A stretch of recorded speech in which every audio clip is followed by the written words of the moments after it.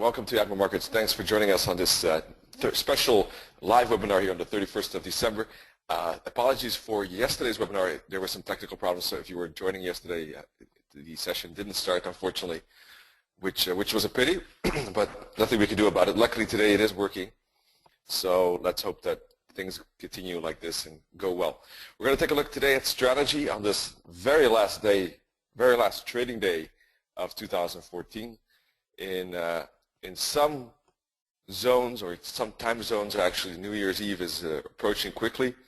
I believe that in some countries it's already probably close to midnight, maybe a few hours away in the very far east in the Pacific. So this is really the last few hours, and then soon we'll have a new yearly candle. In fact, we can take a look at the yearly low, high, close, open.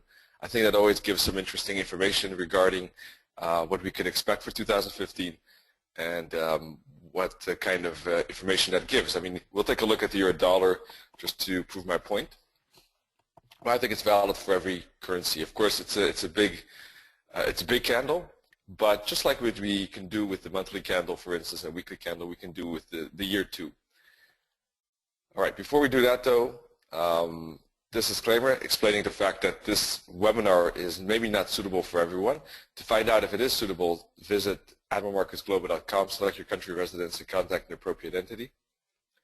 Also, please be aware that trading for exchange and other financial markets is very high risk, and it may not be suitable for all traders and investors. Therefore, please seek the advice of an independent financial advisor.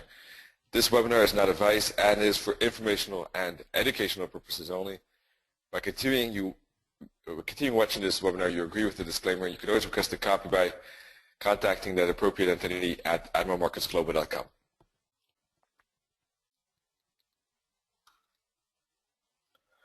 Alrighty, so let's take a look at the market. As you know, this week is going to be substantially slower than any other week because of the fact that we have, like last week, we have the closure of the market, in fact, for more than a day.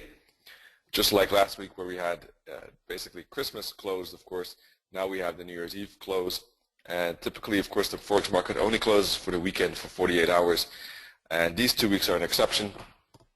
And the market is always slower and less volatile in these weeks than the usual weeks. If you just add an ATR, an average true range, you will see that the market has indeed slowed down.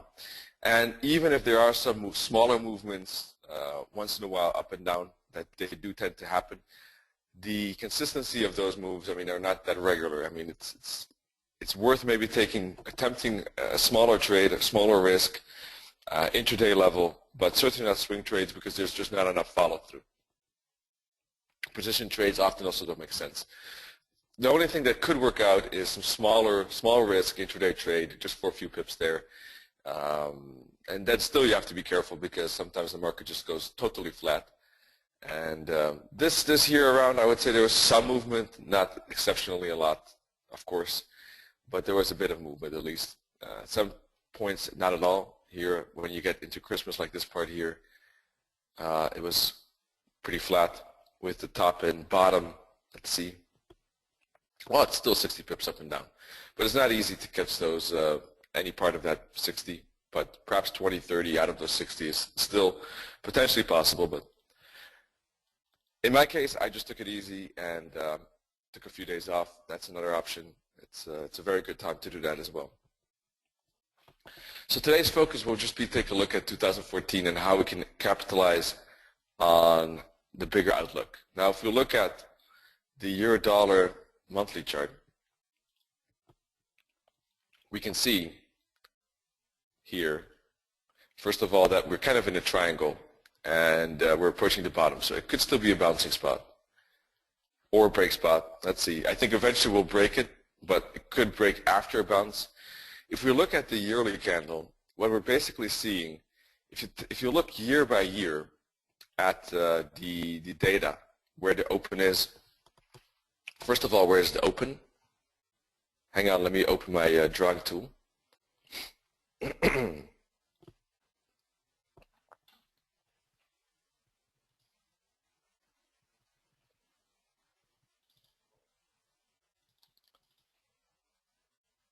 Alrighty, where the open is,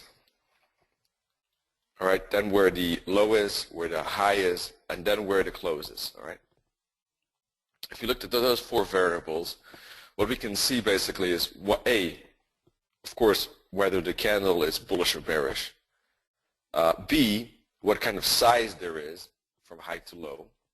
That would indicate, you know, what kind of year it is. I mean, if it's too small of a candle, it could also show some indecision, weakness. C and D, how much wick there is on top and at the bottom. Now, of course, each candle like that gives information, even on a smaller time frame, although the information will be limited, right, to a very short time frame after that. Let's say we're looking at a 15-minute chart. A 15-minute wick might give some info, but not more than maybe an hour or two. Now, if we look at a yearly candle, of course, it could actually have an influence on the whole next year, or at least part of next year. A monthly candle, of course, also gives a lot of information. It's a big candle. Look at these engulfing twins here. Look at the size of the bearish candle. Look at the close near the low. All very valuable information that the next month was bearish, and we kept falling, in fact. The same thing we can do for a yearly candle. And if you do that year by year, starting in 2011 here, let's say, not to go too much to the past, you would see that,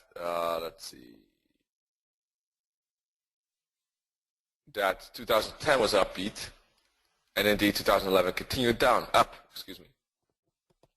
2011 ended on a downbeat, and indeed had some follow through to the downside before at the second half of the year bouncing up. 2012 had an upside ending, and indeed in 2013 we had some upside continuation. And then in 2014, of course, we had price moving sideways, kind of indicating the rising wedge that we had with divergence, and we've had a very strong fall. 2014 candle, basically, if you look at the candle of that year, of this year, had an open right in here, had a high that was right here, so that's the wick.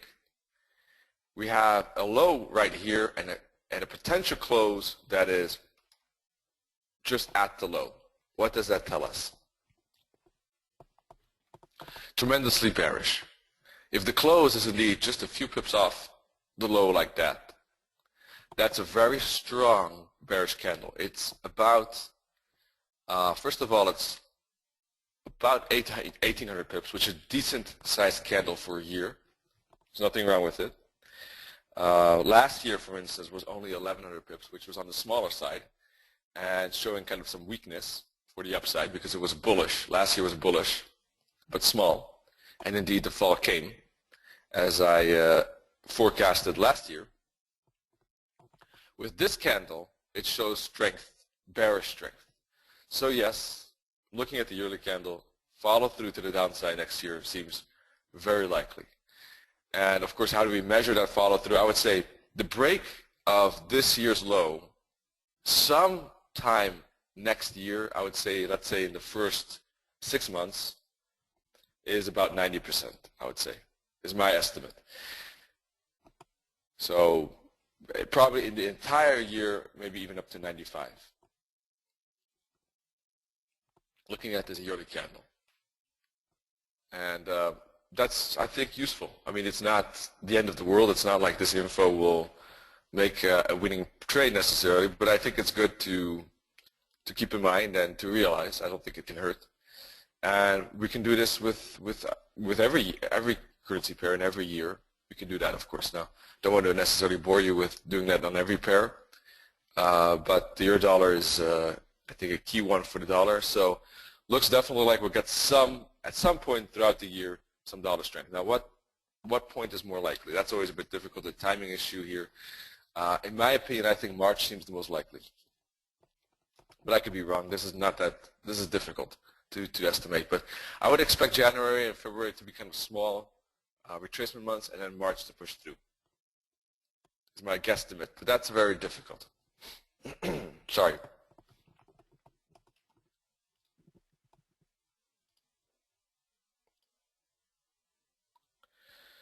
Yesterday, we already had some bounce here on the 4-hour chart where we have bullish engulfing twins right here.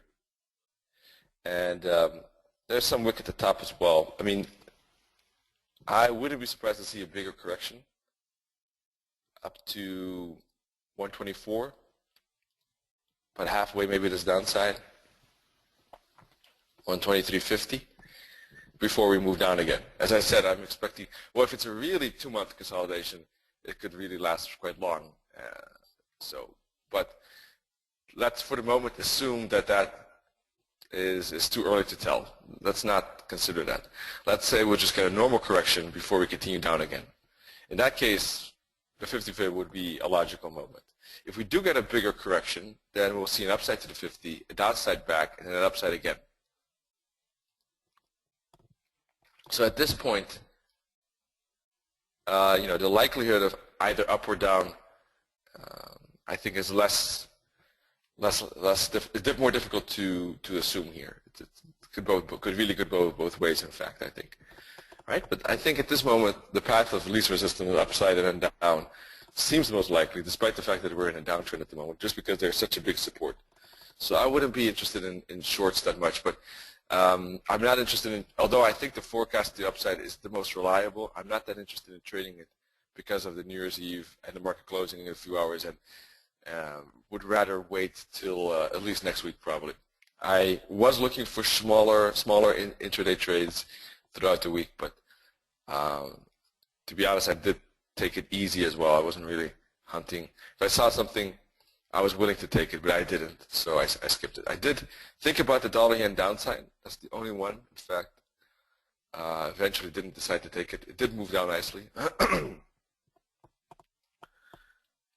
Let's see, the pound-dollar 2, same story here, kind of like oscillating back and forth here. So seems like more at a bouncing spot as well, just like the euro-dollar, up to the resistance spot. But because it's in a downtrend, it's not the most appealing. Seems the most probable, but not the most appealing. And that can happen sometimes. And if that happens, you have two options. You can either just indeed skip it and be cautious, or try maybe with lower risk, for instance. I think skipping it, considering the circumstances of the moment, this is the last day of the year. Last days of the year, like anything else in Forex, the last day of the month, the last day of the week, the last day, the last hour of the session, the last hour of the day, the last 5 minutes of the hour, the day of the quarter, the last day of the month.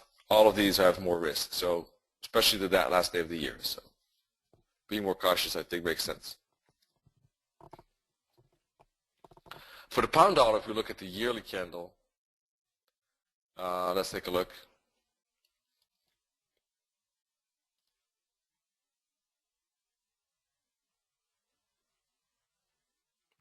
We had an open of 164.30, a high of 171.90. So that was about a 750 pip wick at the top here.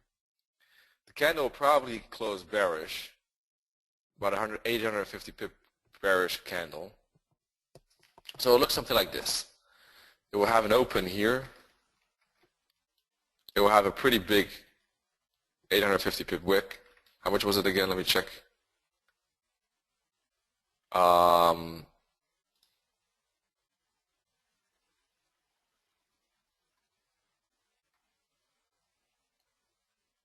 720 pip wick. It will have a 800 or 900 pip body, something like that, right? And then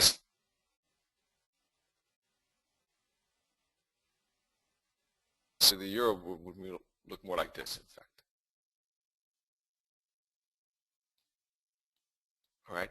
So the euro dollar is a real strong bullish bearish candle. The pound dollar looks more like a rejection candle because of the upside pressure that we saw throughout the beginning of the year, and then the rejection and the wick that we saw at the top. So it looks a bit different. Both are bearish though. Both are bearish close very near the low.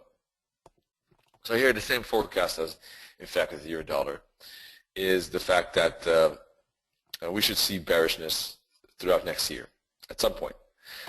Maybe a small difference is that I wouldn't expect much of the euro-dollar retracement. I don't expect the candle to retrace much. Usually speaking, a lot of candles get retraced, but if I look at the euro-dollar candle, it's very bearish. I don't expect much retracement. If we put a fib from top to bottom, I wouldn't expect price to go above the 38.2 fib of that particular candle. On the pound, I think retracement is more possible before we see downside. It could go all the way up to halfway. When I look at these candles, is my idea. So let me open the chat here. I see a question from Matus. I'll take a look at that in a second. So in that regard, if you put a fib from this swing high to this swing low, the bounce could be a bit more aggressive. Hence, I think euro pound would probably go down if that happens, of course. 50 fib is not a impossibility for the pound dollar. 163.65 before we move down again. So a slight difference there. Scalping during these days, well, I think anything is really doable as long as the risk is just on the very small side, and just use it as practice, I guess. If you mean like more serious trading, I never did it, so it's difficult for me to say. I don't think it's probably the best somehow, is my gut feeling. You know, it's difficult to say. I mean, if you really look at the 1 minute chart, it's probably nothing wrong with it. I mean, there would be 60 pip move, which on the 1 minute chart still seem pretty big, in fact, if you're scalping that. So those moves could still be possibly actually quite decent. When you look at the yen fall yesterday on the pound yen, the euro yen, that's even more than scalping. They fell 200 pips. So there's always some movement. The question is, like, how consistent can you be year after year in these weeks? Because it's just a bit more difficult. That's probably more difficult. So you can make money 1 year, but how much can you be consistent with that? That's more difficult, I would say. If it's really like the 24th and the 31st, I think it's probably better to skip it. If it's maybe days that are a bit further away from the core, let's say, closer to when the market closes, maybe more doable regarding scalping. So, but I think the best is always just to take a smaller risk, and then, you know, there's nothing wrong with doing some trading around the before and after the holidays. Just want to be careful not to do it too close to the end of the day, because then there's no participants left. I mean, if you're really getting like within 8 hours of the market close before Christmas or New Year's Eve, then I don't think it really makes sense to continue. Probably better just to stop.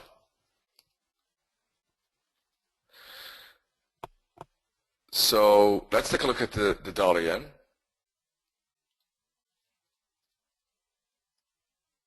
But it's probably better we can ask Ned at once. I mean, he's more of an intra scalper / intra sort of swing scalper than I am.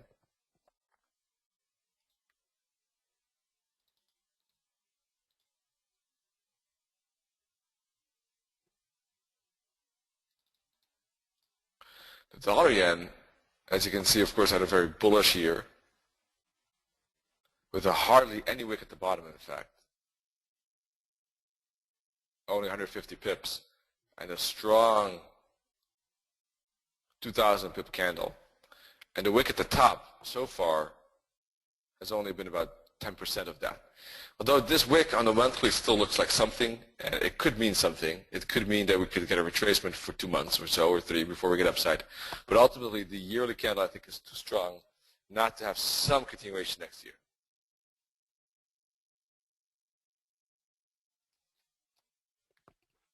So same story, really. Let's take a look at a few non-dollar pairs then, because I think in the meantime we already see a pattern, right? The dollar strength here against all these other pairs. The dollar yen, what kind of retracement could we see before we see follow through? Probably the 23.6 or the 38.2 fib. already actually bounced off the 23.6 probably, but okay. Any of these two fibs probably before we move up to 127, 125. Perhaps even further, but that would be the minimum target I'm thinking of. Let's take a look at the euro odds, for instance, some non-dollar pair. Now, as you can see, throughout the financial crisis that hit us in the world, we had, during the financial crisis here, as it started out, in fact, it was quite consolidating, euro strength and then Aussie strength, of course, as you know here. Now, if you look at the yearly candles of 2008, let's see, we started out here, and 2008 was a very strange year as the entire upside happened in that year. And this is an example where actually the close was not all too far off the high. So if you look at that yearly candle, it would actually look bullish. So I just want to show you an example here too, that not everything is, of course, we can rely on one single candle, even if it is a mega year candle. Just to give you an example that sometimes it doesn't really work out here. Of course, if we look at the monthly, we see major 3 wicks. And if you look at the monthly, you understand why we went, at least we moved down a little bit to the downside here. But if you look at the yearly candle, you wouldn't see that. So you got to be careful. You got to consider the monthly candles too when doing the yearly analysis as well, I think. This proves that point. Now, if we look at 2009,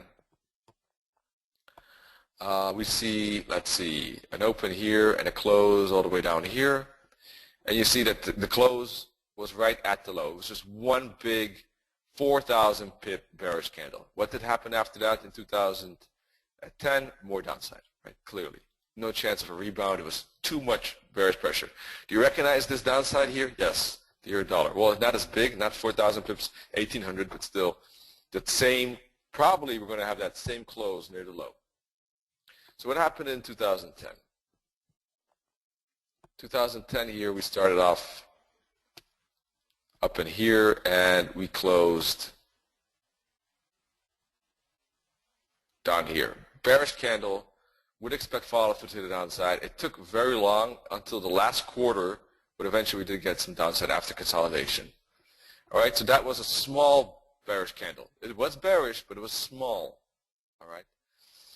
So that meant, indeed, we did see some careful follow through to the downside, but in the meantime, there was divergence between the bottoms, and then we saw the correction. The correction made 2012 become a doji, and that doji led 2013 to become bullish, yes, as we would expect with a doji. So 2013 ended up bullish, strongly bullish, in fact.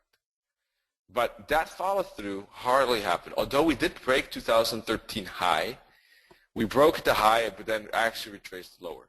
So as I said, it's not a perfect science. Nothing is. It's all about, in my opinion, finding confluence and finding high probability setup and edges. Right, using confluence and ultimately, usually speaking, one single approach is kind of prone to weakness. It's prone to faults. It's vulnerable to changes. And setting yourself up with a more diversified analysis, I think, is the way to go because of the fact that you have an edge. No matter if the environment and the statistical patterns that you might see change. Because these patterns are going to change. So by looking at confluence, you're kind of spreading your risk on your analysis. So 2014 has been not the bullish one as we expect when looking at the 2013 candle. And ended up being actually here at the moment, it's difficult to say, it really depends where it's going to close. We have a wick here on the monthly, and in fact, if we look at now, if we take the current price as the close, we have a bearish candle like this. Let me show you. With a bit of a wick on top, we have a small bearish candle, not tremendously big, with some wick here, something like that we have at the moment. That's not an easy candle because before that we had a pretty big bullish candle, something like this. So in that context, yeah, the close of this year is going to be very important, I think, because we could really interpret this combination, I think, in various ways. Now, Ned is a bit better in price action interpretation than I am, but as far as I am concerned, at the moment at least, if we close something like this, very near the low, I would say that's actually more of a reversal sign. But if we get more of an upbeat close, like that it's more closer to a doji, like that or something like that, or a small doji, it could actually be just an inside candle after a bullish year, which looks more bullish. So, yeah, that still remains to be the question. If we get a big monthly wick here, the bearish scenario seems more likely, and it seems more like a fall, correction, fall. So, but we still have to wait for that verdict yet, I would say. What do you think? Maybe I'll ask you this one. I mean, I think the other ones are very clear, so I assume that you agree with me on those. Of course, if you don't, let me know. Always interested in finding out your opinion. But the euro is a bit of a more controversial one, perhaps, or more unclear.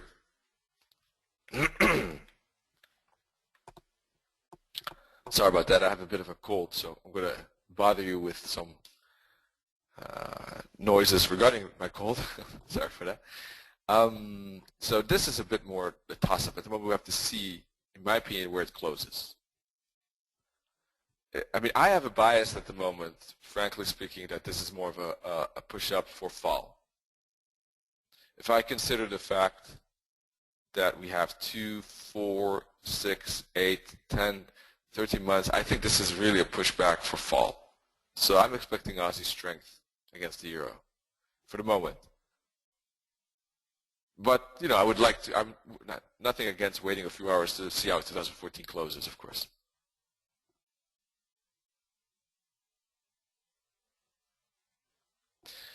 How about the pound yen?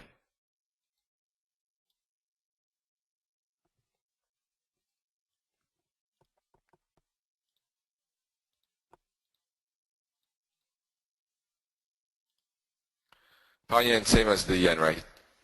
So the yen's, basically most of them here, the euro yen, pound yen, all big pushes up. So some retracement potential, but then should follow through, at least a bit. How much, we'll have to see, but there's that bullish pressure that we should expect throughout next year. How about gold? Let's mix it up a bit. Not sure if anyone is interested in gold, but I'll do it quickly.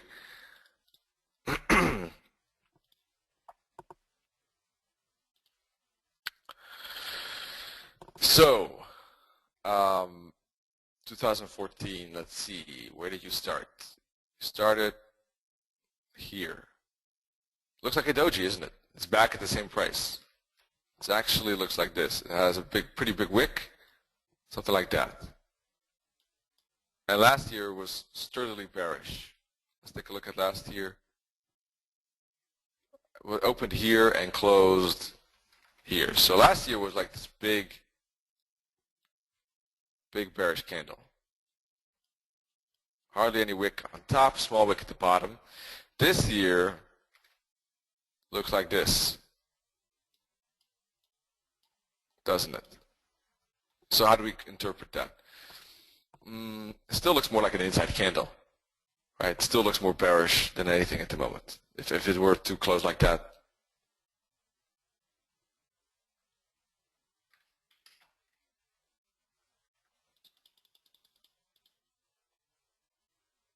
Does anyone have a particular pair in mind that they would like to look at? Either for trading this week or just looking at the yearly candle?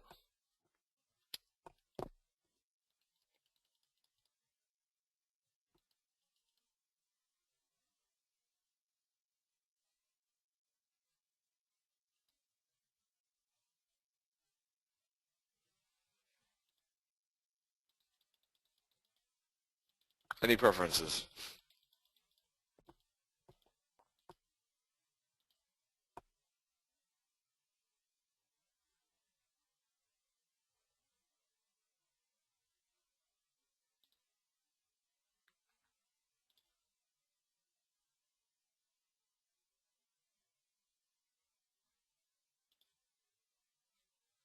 Maybe the dollar Swissy. Let's take a look.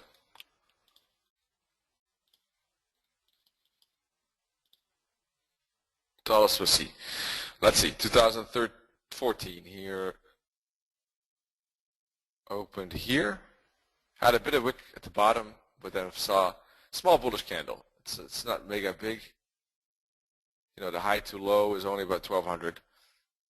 But looks like it indeed followed through on the dollar strength as we would expect. Let's take a look maybe at the CAD here, the Euro CAD.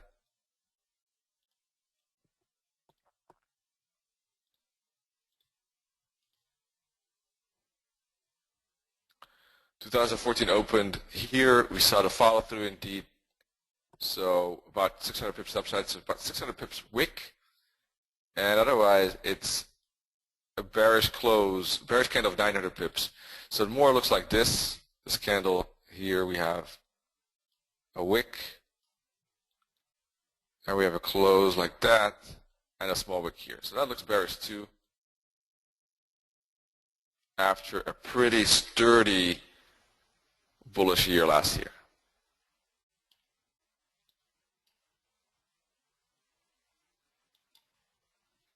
Looks like more like a reversal potential there. So perhaps some retracement before downside.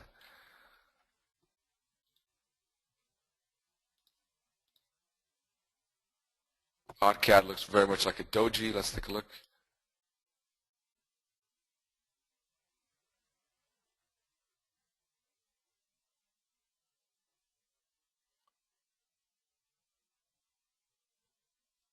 Still a bit more bearish probably, but very close to a doji. It depends on where the candle closes.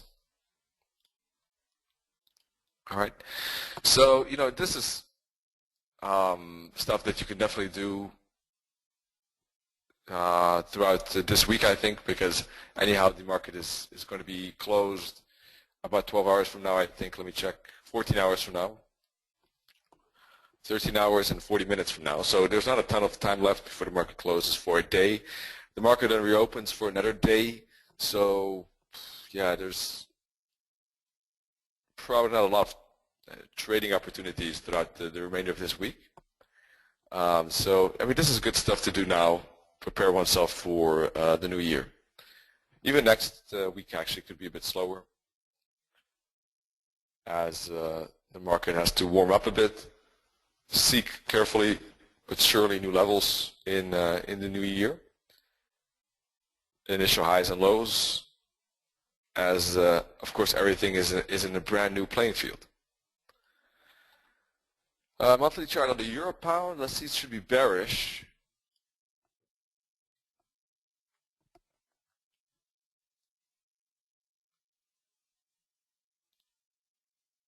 Bearish, small bearish candle, but it is bearish. So it looks like it probably will push through this support line of 77.50, 77.75, and make that fall.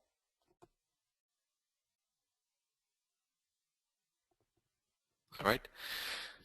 I mean, is there any questions you have? Perhaps, otherwise, I don't really have much to add at the moment, I would have to admit. We looked at probably most of the pairs here. I mean, we could look at more crosses, but they'll start to look very identical to each other. We can take a look at the Aussie still. In the meantime, if you have questions, let me know. Otherwise, I guess we'll wrap it up for today because, as I said, in my opinion, this is the most useful that you can do. Aussie, interesting enough, had a pretty big wick on top, 800 pips. Did close with the bearish close, and the close is going to be probably near the low. So up, down. Kind of like this kind of candle. Kind of more like a pound candle. But actually, the body is a bit closer. It's a bit smaller.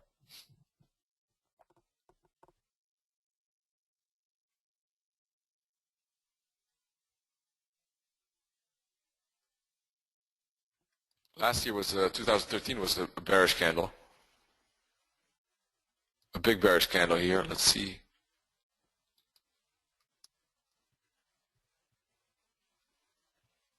Very small wick at the bottom. big bearish candle, small wick at the top, just a good bearish candle. So indeed, because as you can see, in this case, very strong candle and follow through, eventually at least.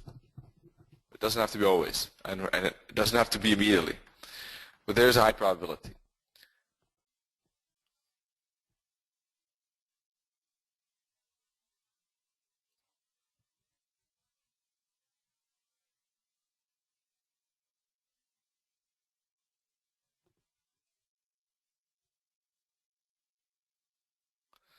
So, well, with that said, I guess we can wrap it up. I think just someone joined up at this moment. I'm not sure who that was, but we're actually just about to close the webinar, in fact, so it was a bit of fortunate timing. What we discussed, in fact, I know it's a bit shorter than usual, but the market is going to close in just about more than 12 hours. So what we said is that it's better probably to take a look at the bigger time frames, make some predictions, make some forecasts maybe, and do some analysis on that so you're prepared for 2015. If we look at the smaller time frames, the only thing I see is a potential bounce against the trend, against the dollar for upside, which is maybe the most probable at the moment, but not the most interesting because it's counter trend, and I'm not sure if there's really enough market participation to make that counter trend move in these last few hours. Market could just go sideways. That's why I don't think it's appealing. Probably the most probable, if anything, is sideways movement of price. So that's why I don't think that intraday trend, intraday time frames like 4 hour, 1 hour are that interesting at the moment. We take a look at the 1 minute chart indeed. Oh, somehow it's not working. Oh, let's take a look at the 5 then.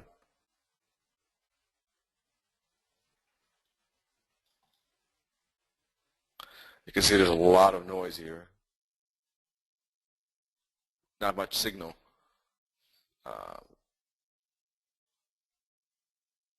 Last hour was bullish. Could be a kind of a flag here, maybe perhaps, and maybe some bullish bounce indeed in line with what I was expecting already on the higher time frames. But I don't know if it's worth the trade at this point. So basically we just looked at all the yearly candles on various pairs, and that's about it, I guess. So sorry for that if you just joined, but that's about it for today. We'll be back next week. Tonight, of course, we don't have any webinar with Nennet because of New Year's Eve, and tomorrow neither. So we'll be back next week, Monday, with the recap from Talentala, and I'll be back Tuesday. Well, actually, Monday I have a weekly heads-up video recording that you can find under the wave analysis. And then Tuesday we'll have the webinar, live webinar again, with the usual lineup throughout the week. So wish you a very happy new year, very prosperous, healthy, and successful 2015, and a very good personal and good business plus trading year of 2015. See you all hopefully in the webinars also next year, and yeah, see you soon. Cheers, folks.